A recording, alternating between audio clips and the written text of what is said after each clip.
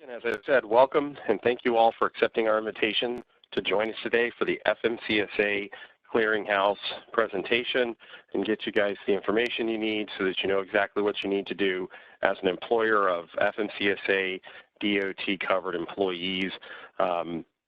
So let me start by introducing myself. My name is David Bell. I'm the CEO of USA Mobile Drug Testing National Headquarters. I work very closely with many of the local regional compliance specialists that probably invited you here today. Some are on the call with you. I've been in this industry for over 6 years.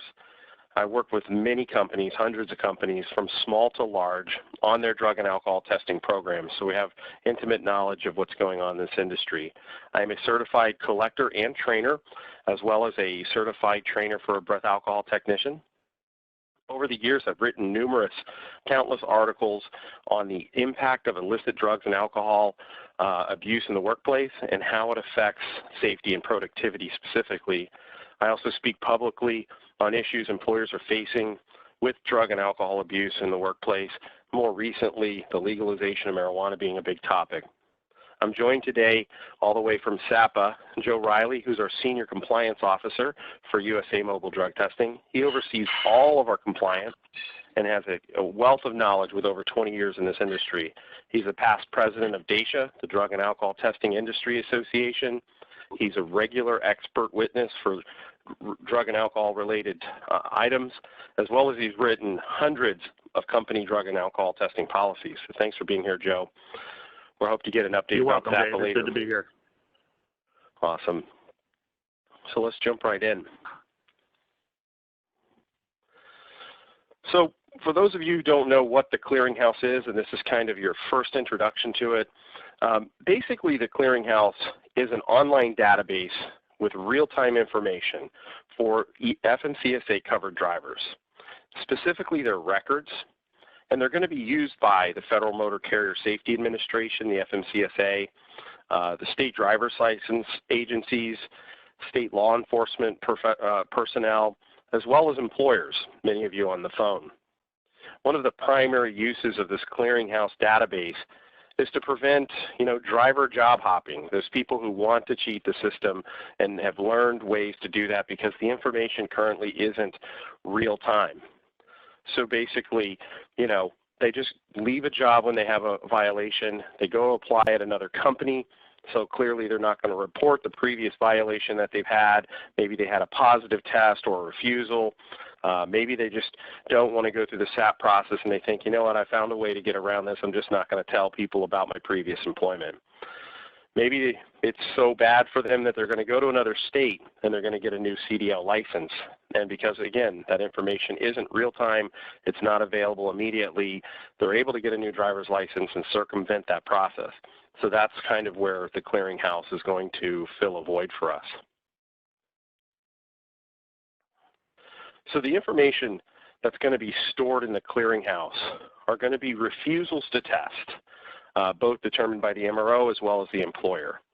Positive drug and alcohol results will be stored here. When employers have direct knowledge of illegal drug and alcohol use, whether it's during employment, like on the job, or just prior to starting work.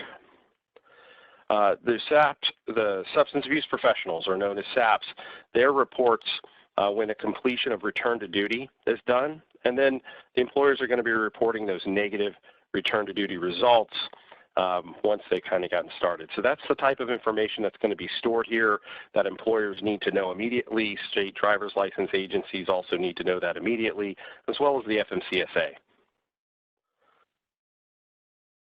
So does the Clearinghouse rule that's now going to be in effect in January the 6th coming in 2020 change any of the drug and alcohol testing rules in the 49 CFR Part 40? Well, the answer is no. Nothing is changing for the current regulations on which you govern your drug and alcohol testing program today. You're going to do everything you're currently doing and take on some new responsibilities with the Clearinghouse.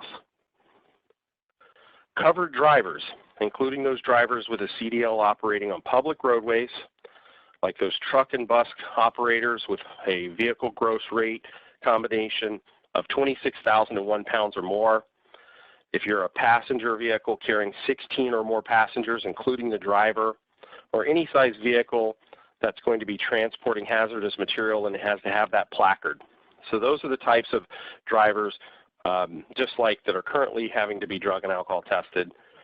But again, not all drivers. So if you have drivers that are employed by you, they don't leave employment with you, they don't get another job anywhere, they won't be required to register, although the FMCSA is suggesting that everybody should register so that they can see information about them. The clearinghouse record keeping, that's going to start on January the 6th, 2020. No past records will be stored in here. So if there's a violation on January the 5th, and that's when the final result was said to be positive, that isn't being entered into the clearinghouse. So on January the 6th, 2020 and forward, that's when information is going to be put in here, and that's the type of information you're going to be discovering when you're running queries. Also, no non-DOT records will be found in the FMCSA Clearinghouse.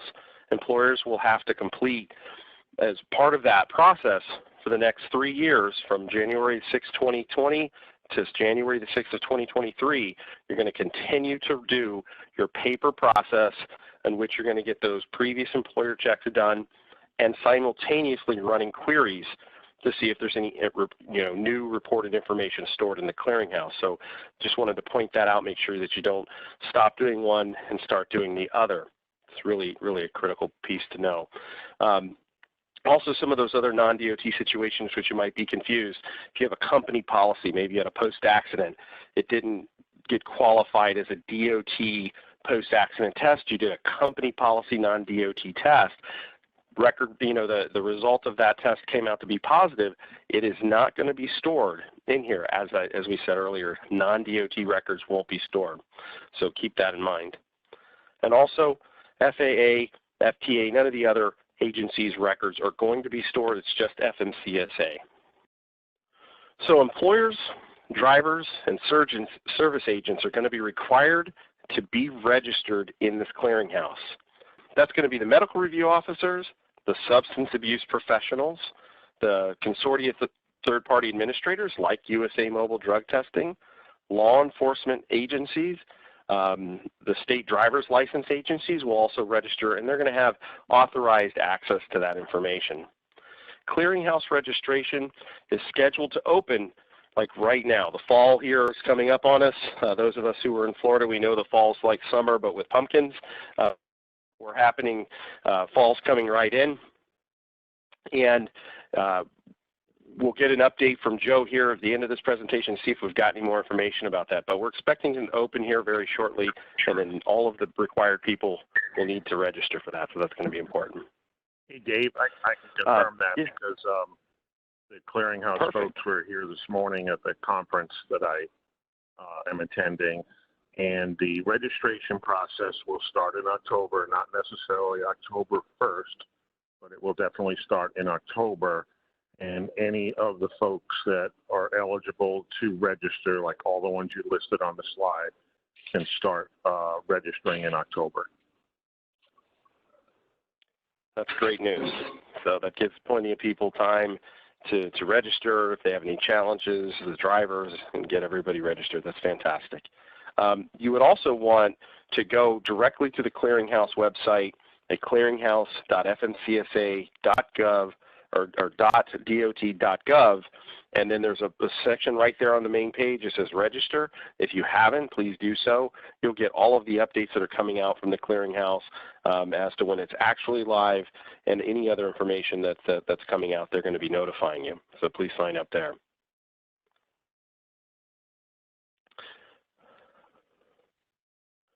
So for you guys that are here that are employers, an employer representative, somebody you select, is going to have to register in the clearinghouse.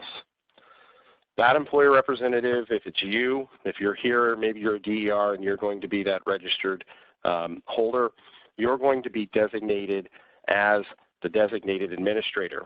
You're going to have the ability to assign other employer representatives that can do work in the database on your behalf. You're also going to be able to assign those third-party TPAs like USA Mobile Drug Testing as your CTPA so that we can do work for you on your behalf. Some of the obligations that employers are going to have is specifically querying for your new drivers. You get those applicants that are coming in. Now, there's two types of queries in the FMCSA Clearinghouse. There's what's known as a limited search and a full query. And so, as we mentioned before, you have to continue doing the paper process and manually verifying those previous employer checks as you're doing now for 3 years up to January the 6th of 2023. But you're going to simultaneously, after January the 6th of 2020, start doing limited queries. That limited query is going to give you some basic information to determine if there's anything to report on that driver. And if there is, then you're going to run a full query and you're going to get all of the details so that it helps you make a determination. Yearly, you're going to have to run a query of every driver in your company that's a qualified driver, as we described earlier. Now, this has to happen every 12 months. Obviously, you're not going to start that in June. It's probably best that you start that towards the end of the year, running your queries after you have nearly a year of information in the system, and then yearly you're going to run that every 12 months moving forward. As an employer, you're going to be reporting those positive alcohol tests, 0.04 or above, those employer-determined refusals to test, and any of those situations where you have actual knowledge of an employee using illegal drugs or alcohol during work or just prior to work. Now, they define that as FMCSA Regulation Part 382 provides an employer may allow a covered employee may not allow a covered employee to perform safety-sensitive functions when the employer has actual knowledge that the driver has engaged in an on-duty or pre-duty alcohol use, uses alcohol prior to a post-accident test, or used a controlled substance. An employer may not use a driver under these circumstances until the driver has completed the return to duty process prescribed in the 49 CFR Part 40, Subpart O. The employer may elect to terminate that employee based on that knowledge, and again, that's up to the company policy to make that determination. Reporting your negative return to duty tests. The SAP that you have that the driver's working with, they're going to report the completion of the return to duty process, but you're going to be responsible to report that negative return to duty test once you have that on file. Updating your policy and your education programs. You need to notify the drivers of the type of information that's going to be reported in the clearinghouse. So it's a requirement that you take the time, get that up to date. And again, as always, don't forget compliance. It's not optional. This isn't something that you're going to do if you want to. It can cost you up to $2,500 per infraction, and it's something that you need to consider. That's why I know there's a lot of people here, and a lot of people are taking this very seriously. So what about those employers in Canada and based in Mexico? If they're driving in the U.S. roadways and they're regulated by the FMCSA, then they have to also report and use the clearinghouse. So there's not an exemption for them. They're going to be required to report as well. For those owner operators maybe on the call today, you're going to be required to utilize a CTPA, someone like a USA Mobile Drug Testing who maybe you're doing your consortium with. You have to designate them in the clearinghouse as your CTPA in order for them to report any violations and actually perform that reporting duty for you. You can't do that yourself. So you have to register in order to go in and designate your CTPA. So that's going to be a requirement that's different for you based on an employer with lots of drivers.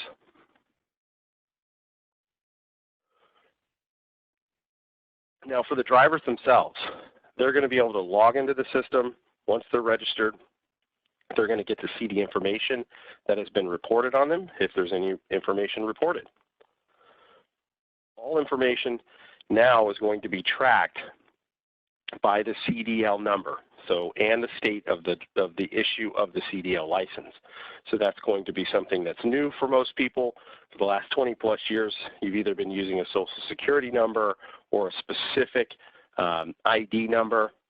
And in that situation now, we have many of our companies in the fourth quarter, they're switching to have the identification number for their drivers be their CDL and the state issue to try to get ahead of that, because that is a problem as the forms that are currently being used, not only electronic, but the alcohol forms, it's not a spot to put the CDL license. So that's what some of the employers are electing to do at this point, because all of the data in the system is going to be tied to that license number. And then for those full queries that I mentioned earlier, an employer, they get a new applicant, you run a limited query in the system, it says that there's nothing there. That does not require a sign-in consent within the clearinghouse. That just requires a signed consent on that application. Similar to those previous employer checks, you're able to run that limited query. If there's something that's reporting and you need the full query, it's going to require the driver to sign in, release, give consent so that you can get that information. If they do not do that, that information won't be released, and then that driver will not be eligible for you to hire them. So that's going to be an important new feature here, that the bigger you are and the more drivers you have, and maybe you don't have sophisticated drivers and technology is not their friend, you've got to find ways to really get in front of that. So again, with the registration opening in October, that's going to help people, get time to teach and coach these people on how to do that. Now, if a violation happens, the driver also has to sign into that system, and they have to select their substance abuse professional in order to start the process. So they need to do that themselves. So that's a part that they have to do new, something they didn't have to do before in a formal way in a computer system. Now, sometimes, don't know how often this will happen, but you could have inaccurate information that was reported under a driver. And so they're going to have an opportunity. There's a process. It takes approximately 45 days. They can fill out a form either in the clearinghouse application itself, or they can do it in writing and mail it to the Federal Motor Carrier Safety Administration, the FMCSA, directly. There's going to be some limited opportunities if a driver is not able to perform their safety-sensitive function because of some record in the system, and the FMCSA decides to grant an expedited request, they will receive that result within 14 days. Otherwise, it's going to take up to 45 days is what they're telling us. So what the driver can expect is whenever the clearinghouse has information that might be removed, any FMCSA employer that had access to that information, ran a query, and saw incorrect information, they're going to be notified, all those previous employers. So on top of the employer being notified, the driver, anytime there's a record added, revised, or removed, the driver is going to get a notification. If they've registered, they have an email address, it's going to be a notification via email. If they're not registered, or they're registered and they don't have an email address, whatever address that the CDL license has within the state where they have the license, that's going to go by mail directly to the driver. So as you can see, drivers are going to have full disclosure on the type of information. They're going to have access to viewing it, and it's going to be protected behind passwords. So now the FMCSA has a cost, and this is a direct cost to the employers. So your CTPAs who you designate to manage this program for you, you have to have a query plan that you buy from the FMCSA clearinghouse directly. It's $1.25 per query, whether it's limited or full, and those queries don't expire. So if you bought 100, they're not expiring. So basically the recommendation is you're buying enough to cover the total number of employees initially, because yearly you're going to have to at least run that. And so again, as we said, the CTPA will not be allowed to buy those for you. You have to buy that in order for you to use them internally, or your CTPA to do that for you as well. Just reading through a couple of questions here.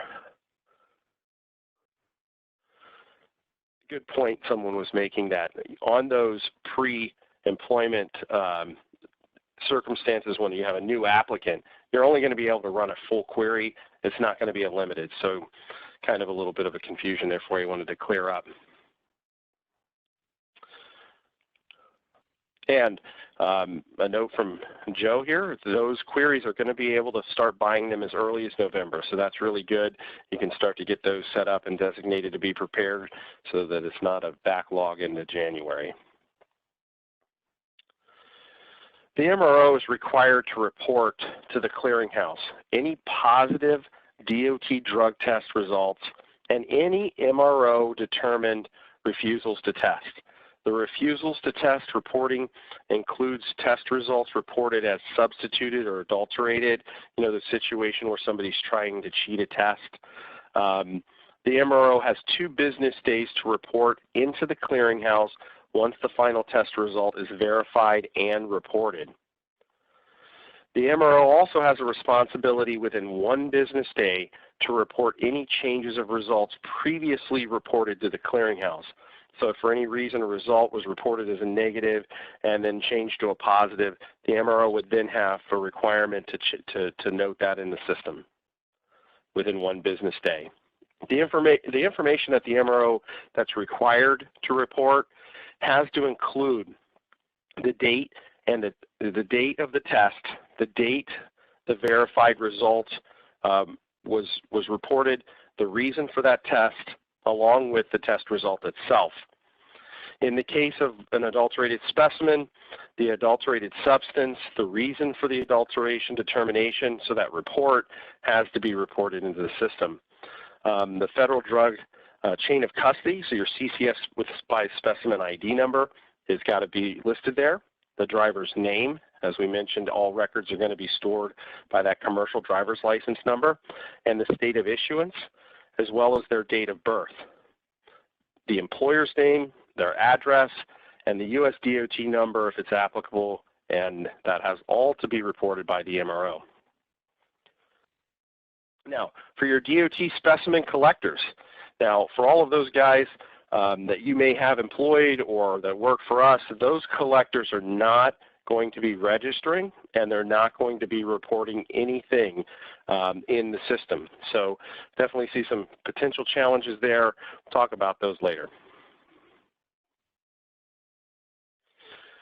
Have a lot of questions, right? Drivers and their security, right? We're getting inquiries from employers from their drivers already. Is my information going to be public? How are people going to access that? So they're stating that obviously they're using federal security standards on how the data is stored, how it's being accessed, has a very type of .gov level sign-in. The information is not public. You're not going to be able to Google search someone's name and then all of a sudden find a positive test result just by a public search. Again, it's password protected.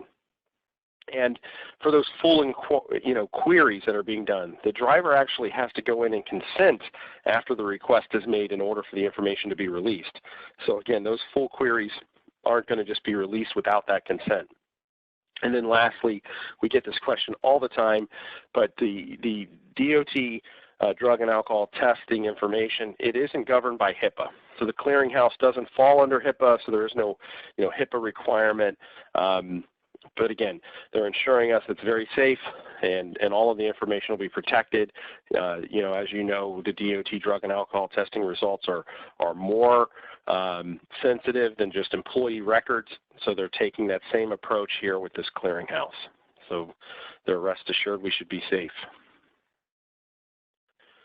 Now, CTPAs, similar to USA Mobile Drug Testing, can help you stay compliant. USAMDT is prepared to help all of our employers that work with us to stay compliant. We're going to give you guidance and consulting. We're already, answering lots of questions right now about the clearinghouse and how to navigate it and what you're going to have to do and the steps you're going to take. We're going to be able to help you provide those annual queries to determine if there's any violations annually. We're going to be able to help you report all of those positive alcohol tests or any of those employer-determined refusals to test. And then For those owner-operators, obviously, we're going to have lots of information for them to help them through that process because they're required to work with a CTPA. So those are important steps. And our MROs are already, they're all set, they're ready to be in compliance. It's going to be a requirement for all MROs in general, but ours are ready and prepared to report to the database as soon as the requirement's made mandatory. So those refusals to test, right? So here's some of the challenges that we kind of foresee coming up. The DER, many of you on the call might be the DER for your company. You're responsible for making those determinations of refusals to test at the point of collection, right? When they incur at that collection site, you need documentation. And if you're not formalizing that documentation at this point, you should be, but we're restating that now. And usually what triggers the start of that is a phone call from the collector. The collector's calling you saying, hey, I have a challenge here, and they're telling you about it. We find many times that's not happening, just depending on the collection company and how that's all done. Maybe a phone call isn't happening, but it is important that it should. It should help you start to realize, okay, I have to get involved. I have to be the one that determines the refusal to test here. And then if you're not receiving a phone call, you're probably not even receiving an email or some communication that's letting you know, hey, here's what happened and here's the documentation that happened from A to Z, right? You're going to have to report these refusals, and you've got to have a lot of documentation that go along with that. You specifically need the information that what leads to the refusal determination, right? So that's an important piece. The clearinghouse is pretty clear.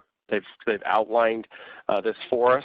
The documentation, including but not limited to the electronic mail or other contemporaneous record of the time and date the driver was notified to appear at a test site, and the time, date, and test site location at which the employee was directed to appear, or an affidavit providing the evidence of such notification to your driver.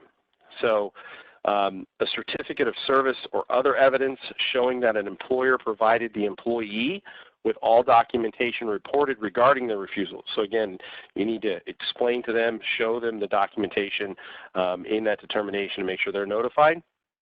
And then again, in this case of a refusal based on someone cheating, maybe they've made admission to that collector, the employer may report only those admissions made to the specimen collector. But again, all of that has to be reported, and that's a little different for you now. You might have an internal document that you're creating that you store, preparing for those FMCSA audits or internal audits that you do on your own. You now have to report these things. And so that's a little bit more challenging. It's a little more formal, and some people aren't using that kind of a form. So you need to be ahead of that. And so we just want to take a few extra minutes to go over some of those situations that happen that are considered refusals. So anytime we have a failure to appear, so whether it's a mobile collection and you've got a driver notified that they need to be at a particular area for their on-site drug test, or you're sending them to a facility and you've told that facility that they're coming and there's a no-show, that's a refusal to test. Failure to remain at a collection site. For some reason they get there in a random testing situation, post-accident, those situations, they decide to leave, refusal to test. Fail to provide a urine specimen. They don't provide a complete specimen. That's going to run into those situations, or seek that medical guidance afterwards to determine that they have a medical reason that they can't provide that specimen. Again, refusal to test. If they fail to permit a monitored or observed collection whenever the collector deems that that's necessary in the collection process. If they fail or decline to take an additional drug test, again, in that process, this is a refusal to test. They fail to cooperate in any part, right? Whether it's asking them to empty their pockets, wash their hands, these things are part of the testing requirement for DOT and will be considered failure to test, those instructions from that collector. For those observed collections, they fail to follow those instructions, like raise their shirt and lower their garment down to their knees, turn around, show the collector that they're not carrying or wearing a prosthetic device to try to tease the test. Again, that prosthetic device, if there's one to be found, again, it kind of results in a refusal to test situation.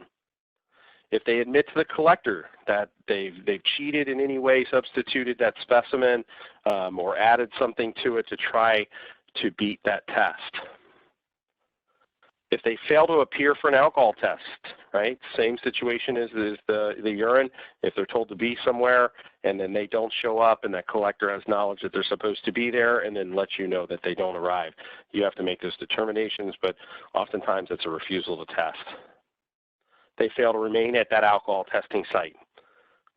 Or they fail to provide an adequate amount of saliva if it's a screening test, or a breath, alcohol, they can't blow into that breathalyzer enough to provide a sufficient sample. And if they fail to seek that medical examination or evaluation that the employer's directed them to determine that there's a reason why they can't provide enough breath, that shy lung process. So those are some situations that we run into that you need to know all about so that you can properly document those refusals to test. So someone asked a question, it's good, I'll cover that in a minute. So Joe Riley, any updates from SAPA besides the ones that you've already shared with us? Yeah, David, you covered a lot of it.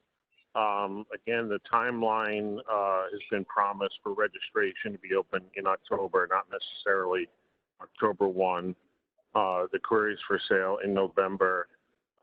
Their officials are really encouraging people to register early, get some queries purchased early so they're ready to go on January 6th. A hot topic of discussion is there's a big major change from using a Social Security number or an employee ID for the drug testing to using the commercial driver's license number and then the state of issue abbreviated. So employers, if they're using like a testing notification form, they want to use that CDL number. They might want to start doing it now to get in the habit of it. Collectors, if someone just walks in with a paper form or no form, collectors may or may not record the right information. Again, it needs to be the CDL number and the state of issue abbreviated. For random testing programs, that same number should be used on spreadsheets to upload drivers into systems for random testing, because when the tests come back with that CDL number on them, they have to match up to the order that's in the system for the open random test record. So that's a big major change. I think you mentioned about the annual queries that are required. Probably best to do that in the second half of the year, third quarter, not worry about that right away to begin with. Obviously, the pre-employment queries are going to be important. They must be done before the driver can enter a safety-sensitive position. If for some reason the driver does not consent to the query, you cannot put the driver in the safety-sensitive position.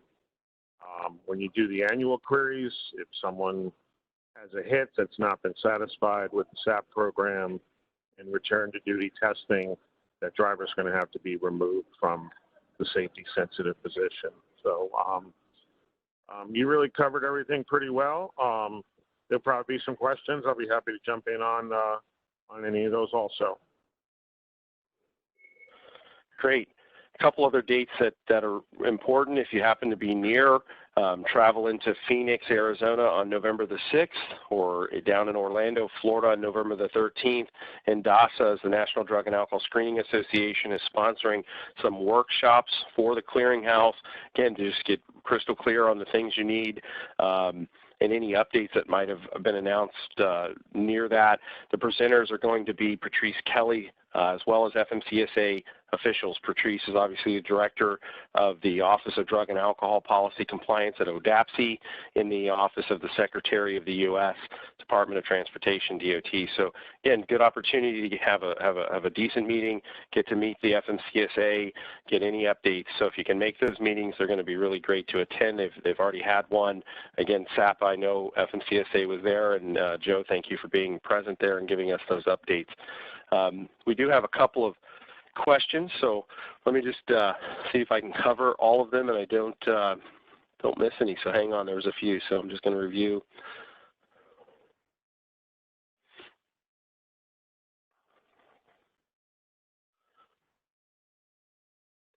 So Megan, your question is are DOT holders required to register themselves, or is the employer responsible?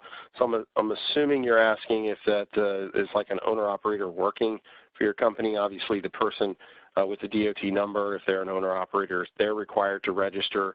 If you have employee drivers and you are the DOT holder of the number, it's your responsibility to make sure that those drivers that are coming in newly to you are registering.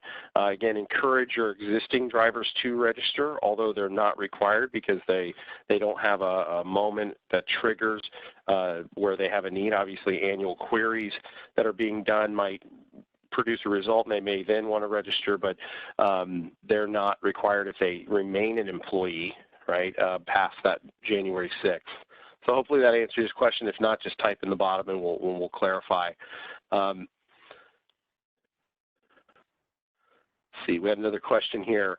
How will employers show that they did the annual query? So obviously in the database, the query is going to be run, and so it's going to track that you ran the query. Obviously when you get audited, they're going to specifically look, make sure you queried all of your drivers that are assigned to your company, but there's also going to be, those triggers. So you're going to have record of that for that verification. Joe, maybe any expansion on that? Because I don't believe I understand that the drivers are going to be assigned to a particular employer within the system. Yeah, so if a company gets audited, they're going to want to see a list of their current drivers, and they're going to want to see that they had done the annual query at some point within a 365-day period. So, and again, going back to the owner-operators and if they're contracting, if someone has a DOT number, they need to register as an employer. So it really depends on the DOT number. You're an entity in the DOT system, and you register as an employer, even if you're only just one owner-operator.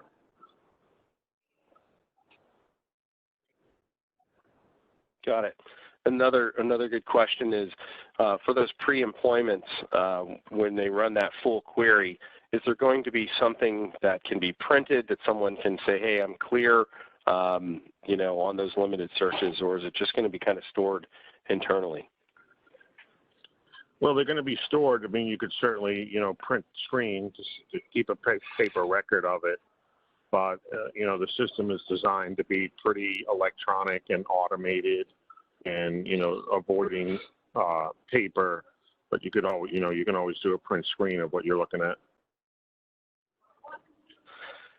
And then Christina, you had some questions. They kind of look like they all were comments. So basically, for those pre-employment drug testing, when you have a pre-employment person that's sent to do a pre-employment drug test and they don't show up, that is not considered a refusal to test. Maybe they just decided they didn't want to work for you. So in those situations, clearly, you're not reporting that. Those pre-employments, those people are free to come and go at that collection site, and unless we've started the actual collection itself. That's different. Once we start the collection, then they can't leave. So hopefully that clears it up. You have a few comments here.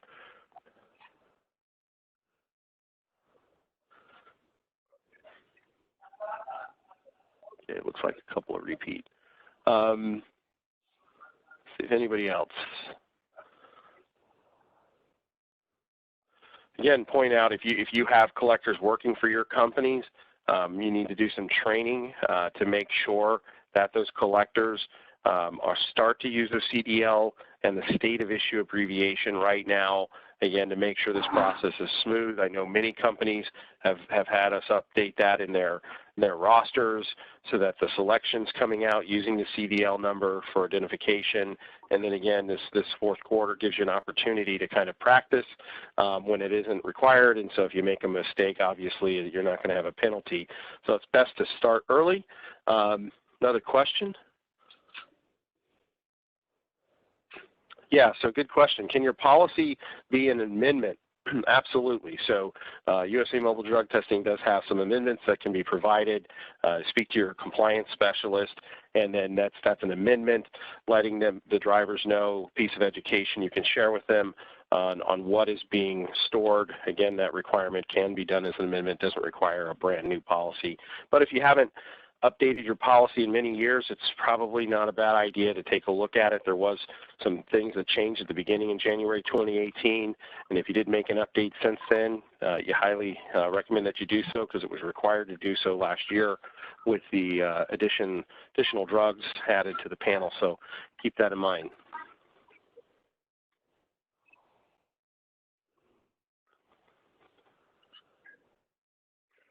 Hey, Dave, I see a question about, it says we now have 2-year background checks. New regs will be 3 years starting January 2020. So actually, the 2-year previous employer check is a 49 CFR Part 40 overall DOT rule, but it's always been under FMCSA Part 382 for truck drivers, anyone regulated under FMCSA. It's always been a 3-year requirement and will continue to be a 3-year requirement. Good clarification. So what do you have an example of maybe someone who would only qualify for the 2 years? Just for clarification. I'm sorry? Obviously not an FMCSA covered employee, but they were mentioning the 2-year requirement in the Part 49. So we're speaking of just the FMCSA being the 3-year requirement. Correct. I didn't see the question, so it was a little difficult. Yeah, maybe they just sent it to me. Perfect. And then another one says, do we need to make sure all trucking companies we use are registered? Well, yeah. So the clearinghouse officials are saying that you've got to get registered because you can't run a query unless you're registered. And come January 6th, if you hire somebody that day or any day moving forward, you have to run a query. So you want to be registered in order to do that.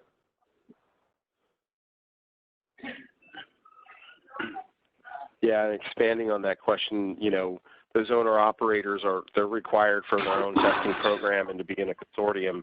So if you're being leased owner-operators in a program that you're using, they're responsible. It wouldn't hurt for you to verify, but they're ultimately responsible to register and get that CTPA assigned.